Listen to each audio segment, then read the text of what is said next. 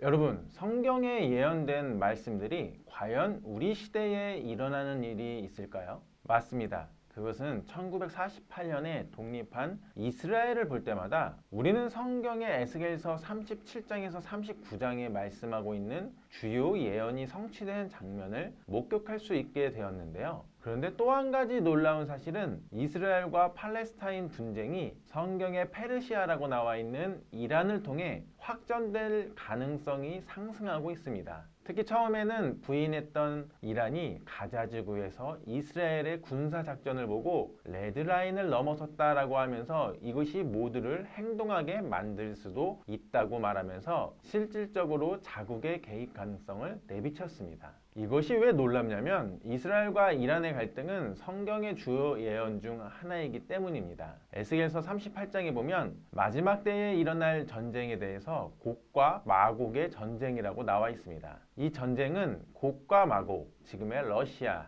이란, 터키 이 세 나라가 이스라엘을 침공할 것이라고 나와 있는데, 그런데 이 전쟁이 워낙 큰 전쟁이니까 그 전에 소소한 분쟁이 일어날 수밖에 없다는 것이 대다수 학자들의 의견입니다. 그래서 지금 하마스가 이스라엘을 먼저 선제 공격한 것은 그 분쟁 중 하나가 되는 것이고, 이 분쟁에 대해 이란뿐만 아니라 러시아에 지연이 있었다는 뉴스도 나오고 있는데요. 그리고 튀르키의 에르도안 대통령도 지난 10월 28일에 이스탄불에서 대규모 팔레스타인 지지 시위가 있었는데 이날 참석을 해서 이스라엘을 맹비난하기도 하였습니다. 성경의 주요 예언과 현재 국제 정세가 딱 맞아 떨어지고 있다라는 것입니다. 그렇다면 구체적으로 이란, 터키, 러시아 이 세 나라는 마지막 때의 말씀의 성취와 관련하여 어떻게 성경의 주요 예언대로 움직이고 있었을까요? 최근 가장 우려되는 뉴스는 미국이 항공모함을 하나 더 파견한 것인데요. 한 대를 파견하는 것은 전쟁 억지용으로 볼 수 있겠죠. 그런데 같은 곳에 한 대를 더 파견하는 것은 단순한 전쟁 억지용은 아니라는 것입니다. 뉴스에서는 이란 개입을 막기 위해서라고 말을 하지만 항모가 한 대든 두 대든 전쟁 억지는 가능합니다. 그러나 두 대가 되면 양동 작전이 가능해집니다. 그럼 중동에서 양동 작전이 어떤 것일까요? 한 대는 이스라엘 수비를 도와주고 한 대는 공격용으로도 활용이 가능하다라는 것입니다.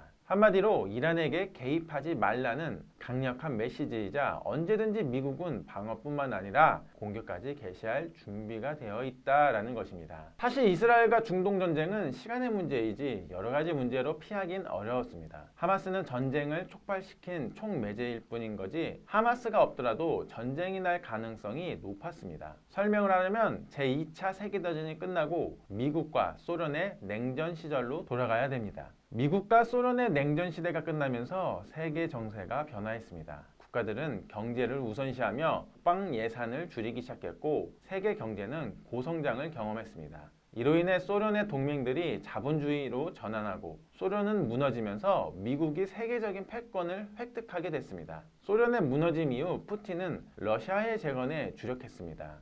이때 미국과의 기술 격차는 커졌으며 미국과 경쟁하기 위해서는 다른 방법이 필요했습니다. 이때 러시아의 경제적 기반은 할 수 없이 1차 산업에 의존할 수밖에 없었던 겁니다. 하지만 광물, 석유, 가스, 곡물 이것들을 수출해서 돈을 벌면 경제 호황 때는 돈을 잘 벌고 불황 때는 어려워집니다. 국가의 장기 계획을 세우기 어렵습니다. 우리가 알고 있듯이 1차 산업에 의존했던 국가들은 다 빈민국으로 전략했습니다.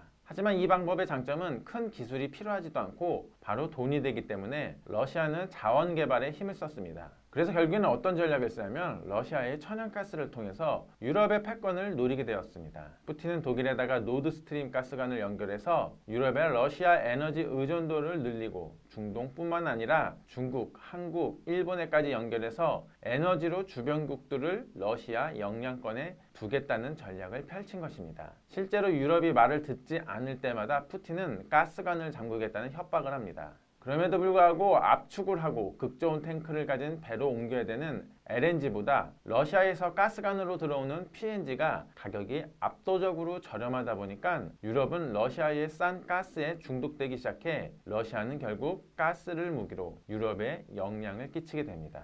반대로 이야기하면 미국의 입김이 유럽에 잘 안 먹히기 시작했다는 것입니다. 그러자 위기를 느낀 미국은 셰일가스를 개발하기 시작합니다. 그러자 미국이 석유를 수출하기 시작하고 천연가스를 수출하기 시작합니다. 러시아와 에너지 전쟁을 본격적으로 하기 시작한 것입니다. 그런데 러시아 입장에서는 PNG랑 LNG의 가격 차가 워낙 심하다 보니까 경쟁 상대로 볼 수가 없었죠. 미국 입장에서도 계속 천연가스 생산은 늘어났는데 판로가 마땅치 않았다는 것입니다. 천연가스를 가장 많이 소비하는 곳이 유럽이랑 아시아입니다. 특히 아시아는 주로 중동에서 수입을 하고 있고 유럽은 러시아에서 수입을 많이 하고 있었죠. 그러면 미국은 이 중에서 어디를 뚫어야 될 것인가? 가장 먼저 러시아가 피해를 입게끔 하는 타깃으로 하는 것이었죠. 그런데 이번에 우크라이나 전쟁으로 러시아는 노드스트림이 파괴됩니다. 유럽의 비행기 수출을 못하게 되면서 유럽에 대한 에너지 지배력도 약해지게 된 것이죠. 그 공백을 미국의 셰일가스가 유럽의 LNG로 수출을 하면서 메우게 되었습니다. 전세가 역전이 된 것이죠. 하지만 이 문제의 해결법으로 러시아는 이스라엘 쪽으로 눈을 돌리게 됩니다. 그 이유가 러시아 입장에서는 미국 말고도 천연가스 경쟁자가 또 있습니다. 이스라엘 앞에 있는 키프로스 가스전인데요. 공교롭게도 이 가스전을 발견한 사람은 러시아에서 이스라엘로 알리아한 유대인인 토비아 루스킨입니다. 그는 러시아에서 태어나 지구 물리학을 공부하고 여러 메이저급 석유 회사에서 일을 하다가 1984년 이스라엘로 돌아왔다고 합니다. 이스라엘로 이주해온 루스킨은 이런 생각을 했다죠. 이스라엘에도 분명히 석유가 많이 묻혀 있을 텐데 그곳은 과연 어디일까? 그러면서 성경을 읽다가 신명기 33장에 주목을 하게 되었다고 합니다. 신명기 33장에는 이집트를 떠나 40년의 광야 생활을 마치고 이제 곧 가나안 땅에 들어가기 직전의 내용이 담겨 있습니다. 여기에는 모세가 눈을 감기 전에 12지파에게 유언식으로 축복하는 장면이 기록되어 있는데요. 이때 모세는 12지파 한 사람 한 사람의 이름을 부르며 하나님의 이름으로 축복을 하는데 19절에서는 이사갈 지파와 스불론 지파에 대해서 이렇게 축복을 합니다. 그들이 백성들을 불러 산에 이르게 하고 거기에서 외로운 제사를 드릴 것이며 바다의 풍부한 것과 모래에 감추어진 보배를 흡수하리로다. 이 스불론 지파는 가나안에 들어간 이후 갈릴리 호수와 지중해 사이의 땅을 배당받게 됩니다. 그 다음 신명기 33장 24절을 보면 아셀에 대하여는 일러스되 아셀은 아들들 중에 더 복을 받으며 그의 형제에게 기쁨이 되며 그의 발이 기름에 잠길지로다. 아셀 지파는 지금의 이스라엘 북부 지역 아코와 하이파 지역을 차지하게 되죠. 그 지역에서 발이 기름에 잠길지로다 이렇게 기록되어 있습니다.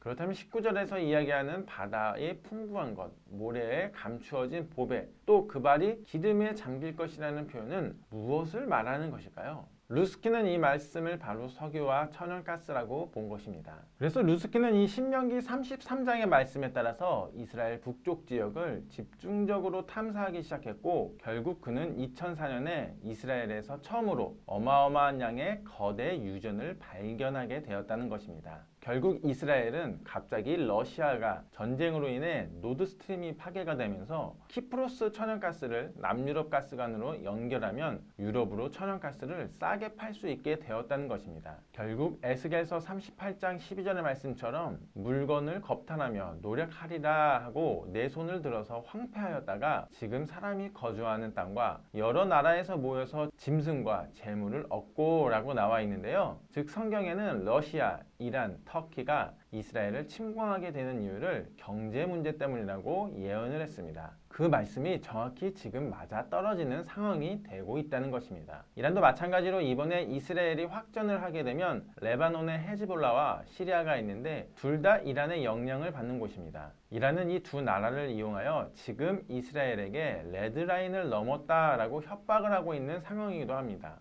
여기에다 튀르키예도 호심탐탐 키프로스 쪽 천연가스를 더욱더 확보하려고 이스라엘을 공격할 명분을 자국 국민들에게 대통령까지 시위에 나서서 계속 선동하고 있는 상황입니다. 즉 전 세계 각국의 지도자들이 하나님께서 미리 예언하신 말씀대로 정치를 하고 있다는 말과 동시에 진정한 세계사의 주인은 하나님 한 분밖에 없다라는 사실을 우리가 다시 한번 이번 사태를 통해서 깨달아야 된다는 것입니다. 그러므로 마지막 때를 살아가고 있는 지금 다시 한번 하나님의 계획과 뜻을 이루기 위해 시편 122편 6절의 말씀처럼 예루살렘을 위하여 평안을 구하라. 예루살렘을 사랑하는 자는 형통하리로다 라는 말씀과 함께 이스라엘 회복을 위하여 기도하고 성경 말씀을 더욱더 사랑하는 믿음의 공동체가 되어야겠습니다.